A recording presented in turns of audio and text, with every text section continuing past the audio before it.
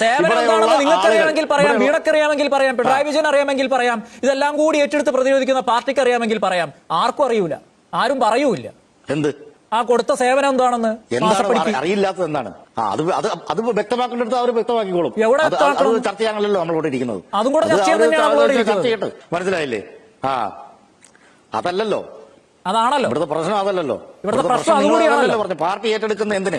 വീണ വിജയൻ എന്ന് പറയുന്ന ആൾക്ക് വേണ്ടി പിന്നെ ഇടി വന്നപ്പോൾ അതെന്തിനാണ് പാർട്ടി ഏറ്റെടുത്താൻ ചോദ്യം. ആ ചോദ്യത്തിനാണ് ഞാൻ പിന്നിലുള്ള കാര്യങ്ങൾ ഇതൊക്കെ തന്നെയാണ്.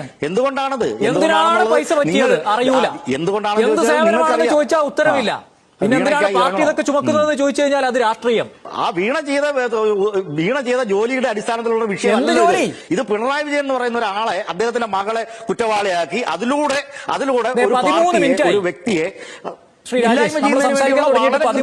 ബിജെപിയുടെ സംഘപരിവാർ ശക്തികളുടെ പ്രവർത്തനമല്ലേ ഇത്? ഇ.ഡി. ഉപയോഗിച്ചുകൊണ്ട് ഈ ഇന്ത്യ മഹാരാജ്യത്തെ അയ്യാഹാരം കഴിക്കുന്ന ഏത് മനുഷ്യർക്കും അറിയാം ഇഡിയുടെ നിലപാട് എന്താന്ന്. നിങ്ങൾക്കും ആ നിലപാട് തന്നെയായിരിക്കും ഞാൻ വിചാരിക്കുന്നത്. ഇഡി എങ്ങനെയാണ് രാഷ്ട്രീയ ചട്ടുകമായി മാറിയെന്ന് എത്രമാത്രം ആളുകൾ രാഷ്ട്രീയം ആരോപിക്കുന്ന ഒരുപാട് കേസുകളുണ്ട്. ഇഡിയുടെ സ്ട്രൈക്ക് റേറ്റിനെ കുറിച്ച്, അവരുടെ കൺവിക്ഷൻ റേറ്റിനെ കുറിച്ച് ഒക്കെ ഈ രാജ്യത്ത് തർക്കങ്ങൾ നിലനിൽക്കുന്നുണ്ട്. അതൊക്കെ ശരി തന്നെയാണ്. പക്ഷേ ഇഡി വരുന്നതിന്റെ മുൻപ് തന്നെ വസ്തുതകൾ സഹിതം CPM-നോട്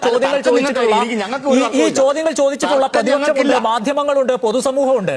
ആ ചോദ്യത്തിൽ ഏറ്റവും ബേസിക് ആയ ക്വസ്റ്റ്യൻ ആയിരുന്നു വീണ വിജയൻ എന്ന് പറയുന്ന വ്യക്തി അവരുടെ സ്ഥാപനം എക്സാലോജിക് എന്ന് പറയുന്ന കമ്പനി CMR-ലുമായി ഉണ്ടാക്കിയ കരാറിൽ പറഞ്ഞ സേവനം എന്താണ്? ഈ പറയുന്ന മാസത്തിൽ 5-3 ലക്ഷം വീതം എണ്ണി മേടിക്കുമ്പോൾ വാങ്ങി ഈ പൈസ കൈപ്പറ്റുന്നതിന് തിരിച്ചു കൊടുത്ത സേവനം എന്താണെന്ന് ED ഒക്കെ വരുന്നതിന് മുൻപ് ചോദിക്കാൻ തുടങ്ങിയതാണ്. EDയും വന്നു, റെയ്ഡും കഴിഞ്ഞു, അതിന്റെ പേരിലുള്ള പുകിലും നിലനിൽക്കുന്നു. ഉത്തരം അതിനിപ്പോഴും കിട്ടിയിട്ടില്ല. എന്നിട്ട് താങ്കൾ പറയുന്നത് അതല്ലല്ലോ ഇവിടുത്തെ വിഷയമെന്ന്.